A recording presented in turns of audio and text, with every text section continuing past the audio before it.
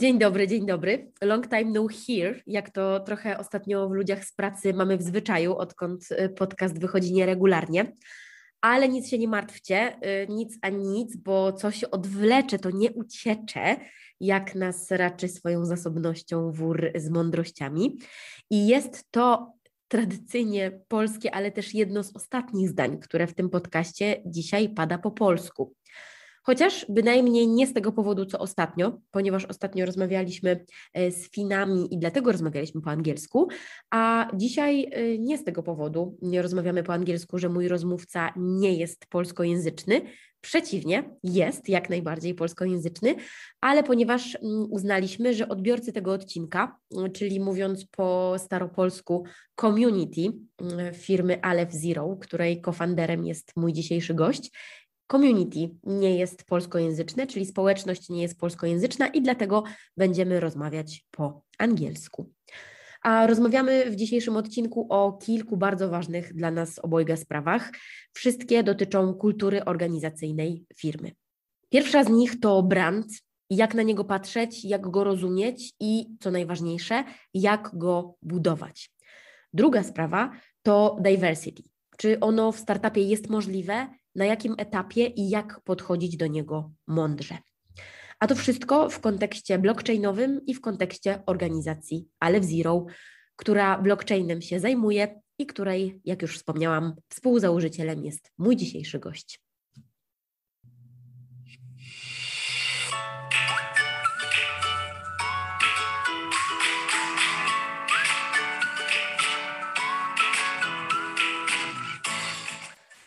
Hi, hello, it's Rose. Welcome to the 35th episode of the podcast LUDZIE Z Pracy, which means people from work in English. You are listening to the most people-oriented podcast about work, and it is dedicated to everyone who works with people and would like to understand them better. It doesn't matter if you run a company, if you lead a team, or you just simply want to help someone in everyday work situations, including yourself, of course. We are making this podcast because work takes too much place in our daily life not to understand your teammates. Feel invited to visit Spotify, YouTube, or Apple and Google podcasts to listen to LUDZIE Z Pracy. Don't forget to subscribe and follow to have the latest information. Hi.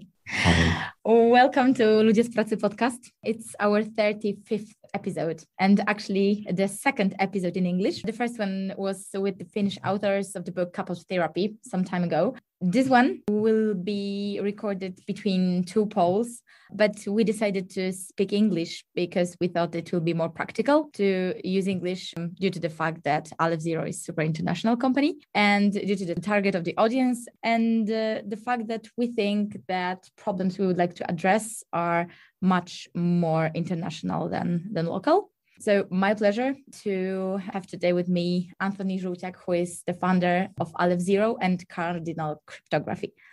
Hi, Antek. It's great to see you, to hear you today. Hi, happy to be here.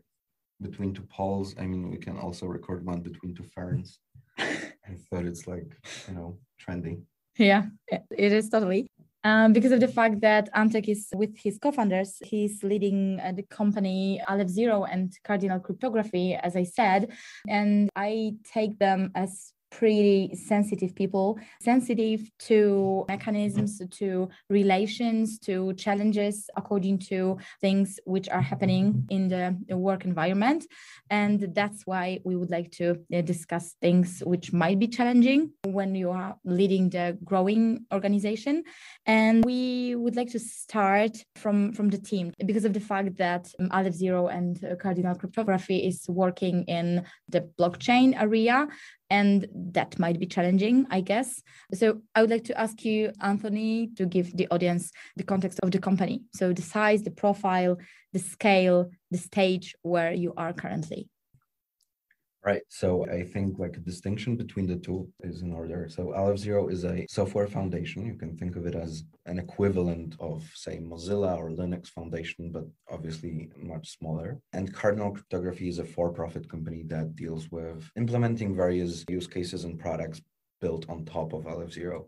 So the idea there, it's pretty much standard in the blockchain space for, say, Ethereum Foundation and IOHK or Lisk and Lightcurve or similar other organizations that deal with this very infrastructure layer that we're building with Aleph Zero. As far as the team, I mean, at first there was just a handful of us, so it was 3, 4, 5 people, and it was mostly bootstrapped as well as financed by friends and family. And then over the last 3.5 years, we've faced multiple funny or not so funny issues. But finally, we've managed to close the fundraising with the seed round last year, where we still have one big thing to accomplish when it comes to the fundraising. But I think we're pretty much on the right path, which is great. And, you know, with this kind of organization, the skill set has to be very specific when it comes to the team, especially the R&D team. So 3 of my business partners right now are math PhDs or computer science PhDs. And the idea there is that the technology is innovative to this extent that you actually need scientists to conceptualize it. And this is the first challenge. The second challenge is that you need proper implementation. And the thing here is also that you cannot really use frameworks. Okay, so instead of going to the tech problems and tech details, I would like to go rather to the organization and people issues. You've mentioned that you had already some issues. I understand that it was rather connected with organization. I mean, like startup, financing, etc. So you've already seen the bright and the dark sides of the leading startup. So I would like to go with the values area. So do you have a feeling that the values in the company are already formed? And if the hard experiences, if your hard issues you've moved through were rather destroying or complicating, giving more difficulties, or rather forming? How do you think about the function of the difficulties in startup? Yeah. So overall, I think that when it comes to the organization values, we have 2 organizations essentially, and values are pretty much similar across both of them. And the idea there is to wait a bit when it comes to forming and sort of finalizing the set of values that we have, because the team is rapidly expanding right now, and it would be probably just unfair to, us as founders or just ask the core team about what our values are and then just drop them. Or even, doing a workshop that focuses on finding and pinpointing what our values are would be I would consider it unfair to the employees that we know are going to join us later this year. So we want this to be sort of a bottom-up approach. Of course, it's going to be probably difficult, but I think that right now we all share similar values as humans. And it would be awesome to see if this is actually reflected in the team that we're building. And by the end of the year, we probably should have a value workshop or just try to find the ones that we identify with the most. But right now, it would be probably pretty much generic. And you've mentioned that you think or you guess that you are sharing values. Many companies are having that experience that at the beginning, they are hiring mainly people from the network, which doesn't mean the network like that we met once or we know, each other from the event or from the conference or whatever, but we are just hiring people we know. I don't know if you are already at that stage, or what do you think in general about difficulties and issues connected with that type of hiring?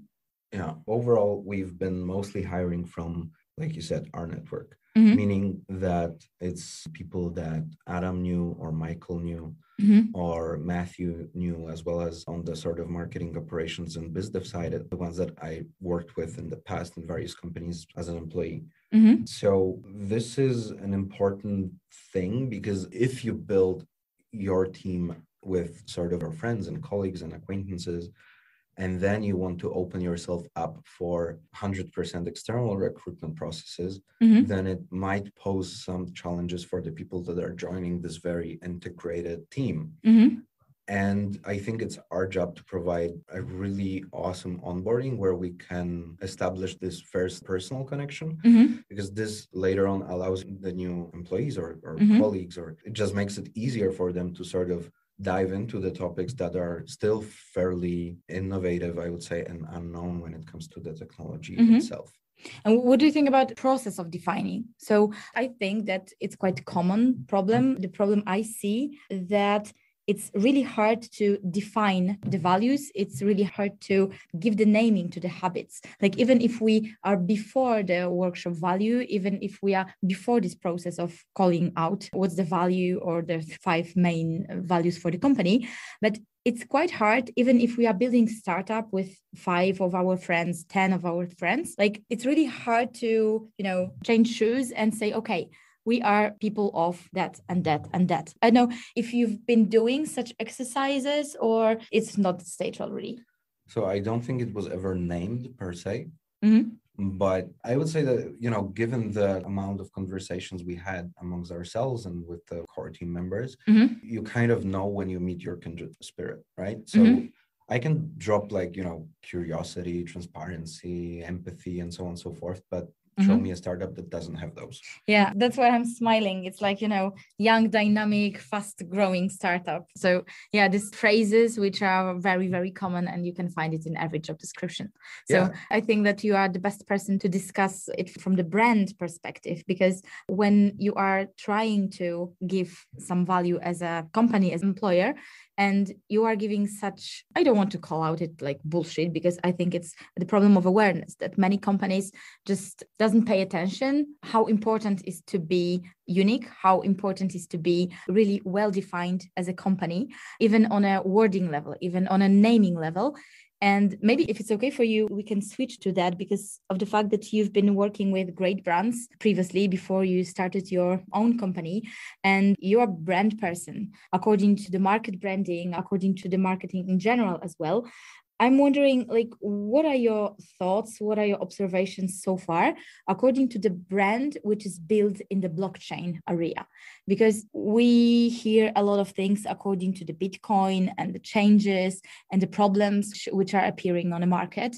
Is it hard to build a brand on blockchain? How you see that? Right. First, I just want to point out that I don't have an education that's tied to branding. And I know a lot of people that are far better when it comes to branding and sort of defining what that is than me. So I'm going to be basing that based on my own experiences. Branding for startups. This is generally a topic that we could talk about for hours, because if That's you true. define brand as, we need to leave this notion that branding is the logo and visual identity. And you need to go into this. If you interact with a certain brand, then what do you feel overall? So I think the best way to define it from a point of view of a person that tries to build something is, what do people feel when they interact with your brand or business at every level, from what they feel or what they think or what they imagine, it's kind of think about everything. So first, you kind of, when you think of well-known brands or you buy their products, you buy those products because you love the brand. It's not because they showed you an advertisement on your phone. And overall, it's sort of this mix of expectations, feelings, and reality, that you can have an awesome logo, but if your recruitment process sucks, then your brand is not really on par with the best brands in the space. There is a quote which comes to my mind when you said that people don't remember what you exactly said or what you exactly brought to the meeting, but they remember how they feel with you. Yeah. Is it true according to the brand in general? I think so. I mean, it's also a question of what your business model is and what your plans are. Because if, for instance, COVID was a good example. There were a lot of companies that just spun up and had 10,000 face masks to sell. There's no point in establishing brand for that. You just go to eBay or the Polish Allegro or whatever you want and just sell that. So it's not like you have to have a brand. It's your decision that has to be tied to your goals and what you're trying to accomplish. And when it comes to blockchain, when we first did this market research, those 4 years ago, there really were just a few brands that you could actually feel something about. And the reason for that is because this industry was established by people who were really passionate about the technology itself. So the technology was and still is the real value behind that. And as the technology matures and as it finds its use cases and sort of the carves a space in the market for itself, that's when you need to start communicating it to a wider audience that's also outside of the technology itself. And I think that's where the sort of brand building exercises need to kick in. And I think it's a great match with what we are saying. It's a great match with employer branding as well, because we can see that many companies are coming to us, I mean, HR Haynes company, which I'm leading, with an issue like, okay, we cannot attract candidates. We are struggling with attracting talents on the market. What can we say, or what should we give? Or the most common, how much should we pay to attract these talents? And what can we observe, and what is the trend on the market, especially after COVID? I know that COVID haven't finished, but we are having now a very special moment when we see that it's not very location oriented. So there are many companies which are hiring broadly. There are many companies which are hiring not only in US, for example, or in Eastern Europe, but they are hiring also in Poland. So why exactly this person should work for you as a company? This is the most interesting question for us. And it's not about money at all. And it's not about benefits. It's not about the location. It's not about what you can pay, what you can give, but exactly who you are according to the values, what values you live up to, and with whom exactly you are working. These are the most important things. And also, I haven't seen yet the research according to the Polish market, but I've seen the research according to US market already, which shows that people in COVID or after COVID or in current situation are changing job due to the team. So with whom exactly I can work. And the second thing is the set of values, like not only the values which are saying like, we are a dynamic company, we are growing fast, we are, I don't know, reaching for the stars, or go to the moon. It's so popular and it's so common that it doesn't mean anything at all. So it is exactly the same with the employer branding, but I think like we don't have this habit yet to think about giving the brand of the employer as a sales process. So we are not used to selling the company. We are still somehow in that mode that candidates should be interested in applying, candidates should be interested in, reaching for more information, trying to be part of the company. And of course, on one hand, from like 5 or 7 even years, we are having this IT and tech environment where you know that you have to find a candidate, you have to source, you have to, give the arguments for someone to join. But on the other hand, somewhere in our head, we have this mindset like, okay, you should, work hard or try hard to be part of our company. So I understand that it's exactly the same with the branding in general, as you say. So employer branding is just part of the brand in general as a company. Okay, so I think the origins of work in a young, dynamic team and reach for the stars because we're a fast-growing company, like you need to think about what are you actually communicating to the folks that you're trying to recruit. Because I wouldn't mind working in an old team, to be honest. Like, that's great. Like, I can learn from people who have more experience. I can it's more diverse, all that stuff. Then when it comes to, say, fast growing, like, okay, so what does that mean? Like, what does it communicate to me as a potential candidate? Because I don't know. Like, is it better than a slow growing company? For sure, it's much more stressful, isn't it? Which is not communicated during recruitment usually. So on one hand, you are saying like it's dynamic and it's fast growing, but on the other hand, many startups are not communicating that means, I know, we have to double or even triple our revenue each month or each half a year. Yeah. So huge stress and huge pressure is the part of that. And many companies are not communicating it. Yeah, there's burnout, there is employee rotation, people are leaving, new people are joining. And it very much depends on what your goals are also as an employee. Do you want to establish relationships at work? How do you perceive work-life balance? Is it a thing? Is it not a thing? And so on and so forth. And then when it comes to reaching for the stars, I think that, if you go back to this very definition of what a company is, and that the company is just a group of people working towards a common goal, then how else do you want to communicate that? The thing is that, we're building groups and we're establishing nations and everything else to do something together.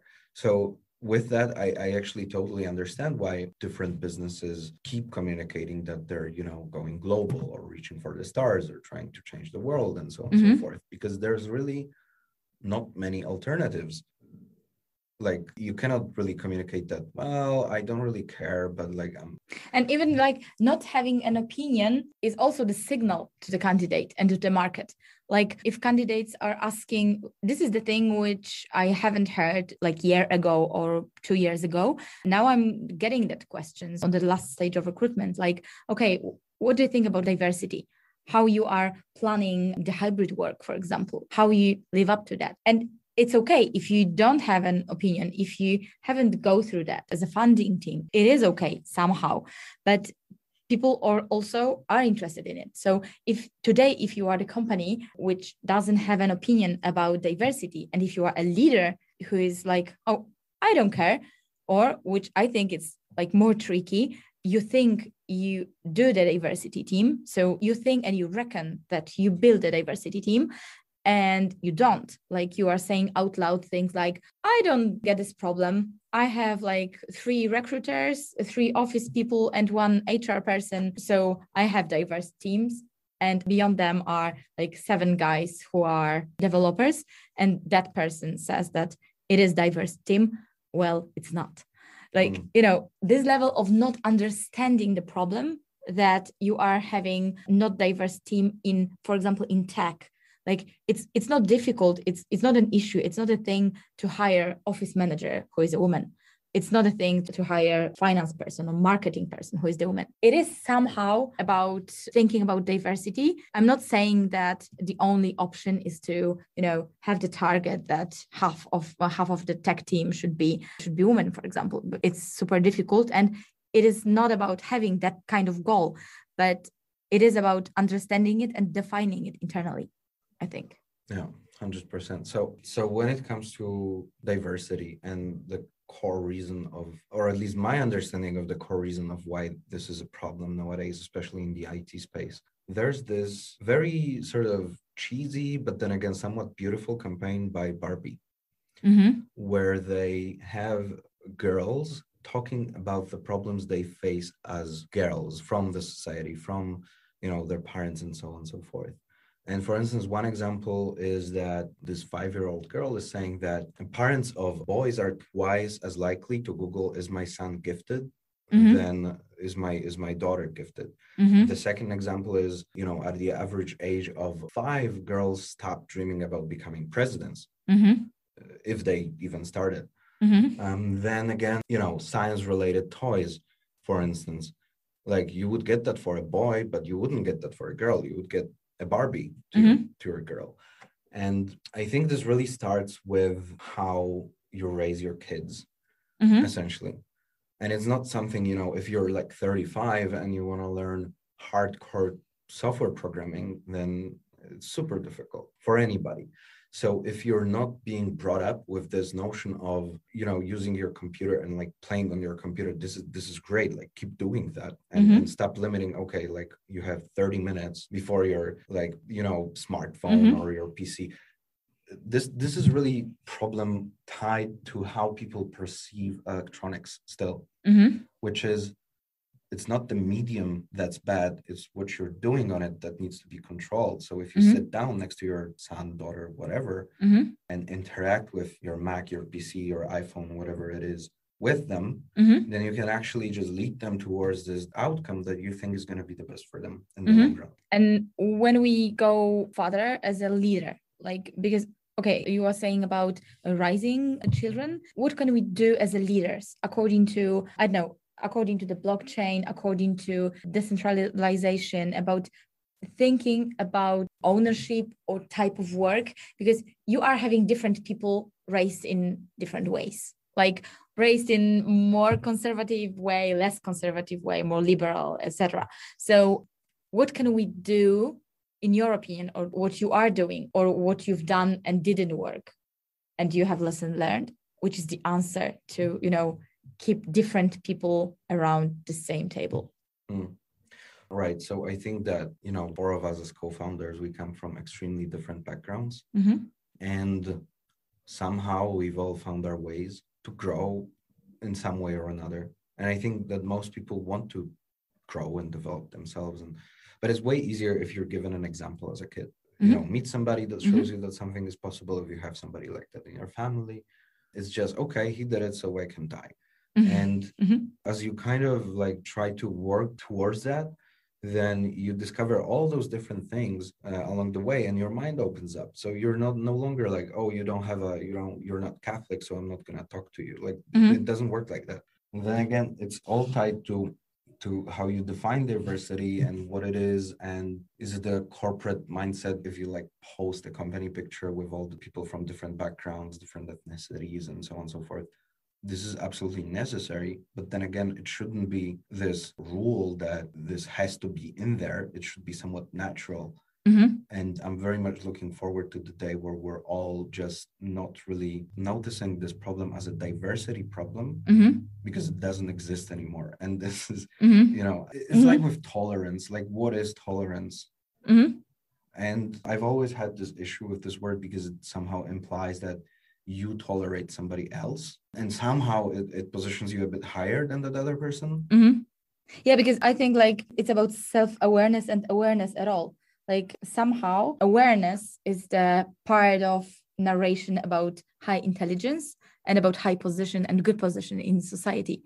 So if you are tolerating someone or something, you are pretend to be the better, more aware person, having better awareness. So I think it is about scaling somehow in narration, in the feeling. Yeah. And then again, like how to build employer brand based on that. I think it starts with actual, like real honesty on our stage, right? I'm not saying that as a, 5,000 plus people company, you need to have personal relationships with everybody because that's just not possible. According to that, do you think like speaking out loud about these relations and about that type of leadership and the type of being honest and open, does it have any much with blockchain in your case? Because blockchain is from the basics and from the roots about decentralization. So how it goes with that? Like how you communicate that and how you think about that? Our organizational values, or like the employer branding that we will try to build, is very much tied into those core values or core promises of blockchain technology itself. And when it comes to decentralization, that's tricky because there are MakerDAO, for instance, or Shapeshift. These are two organizations that announced recently that they are going to become decentralized, meaning that they will dissolve their legal entities. So that would be tricky. And I don't think we're going to go that way anytime soon. But when it comes to decentralizing, for instance, power or decision-making to some extent, and I'm not talking about building a purple organization, but more of a flat, decision-making process where you want to include everybody. I think that we are having that type of, especially when I'm talking with funders about that, when you are talking about flat structure, there is kind of a fear of totally flat, like turquoise organizations in Poland, because it has strong connection with a mess, with no order. Anyone can say and decide about anything, and it may be tricky. Do you feel that when you are talking to your co-founders or you're talking about that flat structure with your people? Like, I don't know if you observe the same, but I feel that totally flat structure and decentralization in the team organization case as a thing which makes people like anxiety or stressed or like, I don't know, what is it, better not. So I haven't ever built a large organization that is flat. This is the first actual organization that we're building together. So we're experimenting with different approaches. But we definitely want to communicate and sort of make decisions together. And also document those decisions and provide arguments for both sides. Is that turquoise? I don't think that's turquoise, but it definitely is flattened than your typical red organization or founder-centric organization. We want to steer away from that as much as possible. I'm not sure where we're going to end up, but that approach it definitely draws in people that are self-starters, that want to manage themselves, that are responsible, at least to some extent, and that want to really work in this area because, it's It's like this classic notion of you hire somebody and you hire smarter people to tell you what to do.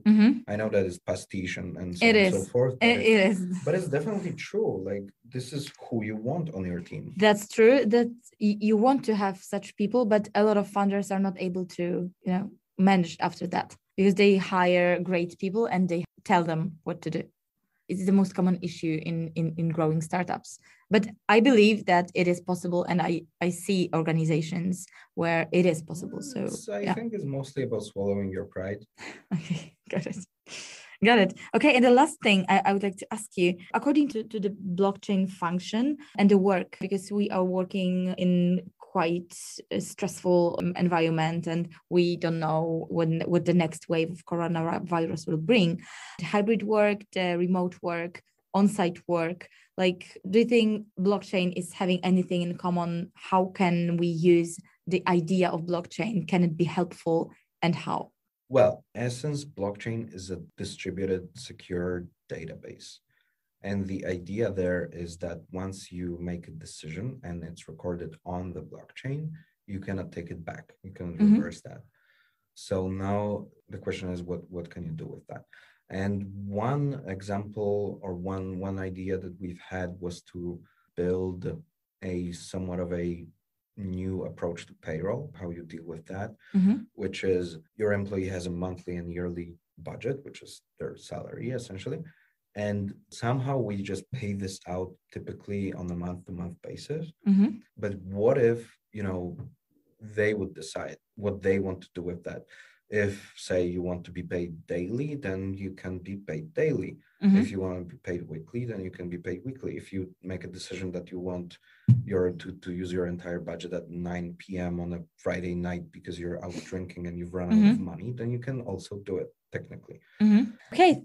Thank you a lot. Thank you a lot for your insights from building company. And what I hear when I talk to you, and I really like it. It's great in my opinion that you are not defining it as a done thing. Like, you've built a great organization, but it's still in progress when you are talking about it. Like, you want to do more and you want to develop and you want to go further with your co-founders, with your people, and it's great. So it was a great pleasure to have you here today. Thank you very, very much. Thank you so much. It's been a pleasure. I've got one last thing to ask you. Why people don't understand that HR or people and culture or these departments are absolutely necessary when it comes to building organizations? Why do they don't understand? I think the reason is because it's quite hard to measure HR. And no matter if we are talking about people and culture, so this more soft relations, conflicts, team building, organization culture part, or we are talking about happiness, which is like the weakest defined part, or we are talking about hiring itself. Hiring is quite easy to measure, but HR in general is quite hard to measure. So it's hard to budget it at the end of the day. And when I talk to investors and when I talk to VCs, for example, when they see the plan for the budgeting, they are having the budget for the product, for the finance team, for the development, of course, for the tech, for the marketing, for the sales, etc. And the first cost to be cut when you are having less money, for example, than you were planning, HR is the first thing to cut, because of the fact that it's like quite hard to catch it, quite hard to measure it. And we are still in learning that it is measurable and it is scalable. And that's what we do. Like, we are having exact points which are implemented in an organization. What should you have done, etc. And but it's still building. So it's the pandemic, after pandemic effect, that we've started to call HR not only the hiring part, but mainly as a people and culture thing. This is the trend which is quite strong in HR now, that we are having separated two roles. Like, we are having HR as a general umbrella, but under that, we are having people and culture, so communication, conflicts, difficulties, team building. And the second part is the hiring part, which was absolutely the main important for everyone before pandemic. And now we are talking about two separated roles in the companies. And we are talking much more about people and culture, which is great trend. And I hope it will be continued. Yeah, I think we're overvaluing recruitment and undervaluing retention. Absolutely. And the ROI you get from great relationships at work. Absolutely, that's true. And we do a lot of work to grow the awareness in this area. And I think it's also the mistake, like the social mistake, that it's the most easy to communicate. Like, how great is your work culture? It's difficult to describe. How great is your team? We've hired 100 people in a year. Yeah, so it's the easiest way to communicate your success in HR. But I think, like, speaking out loud about the communication, about the rotation, this is the right thing. So, yeah. I mean, asking founders about how great is their culture, I think it leads you nowhere. Generally, just ask them your employees, your ask team, people, and right? Ask the people, and they'll tell you. Exactly. Yeah. Thank you very much once again. It was a pleasure. As well. Likewise. Tak. No i to tyle. Mam nadzieję, że nasza rozmowa o kulturze organizacyjnej, o spotykaniu i pracowaniu z ludźmi, z którymi dzieli się wartości, i o budowaniu organizacji, w której bardzo ważny jest brand, przypadła Wam do gustu. Diversity to dla nas obojga ważny temat, więc o tym też trochę było. Dajcie znać, co o tym myślicie. Oczywiście regularnie czekam bardzo, bardzo na Wasze opinie na LinkedInie, na Fejsie, na YouTubie.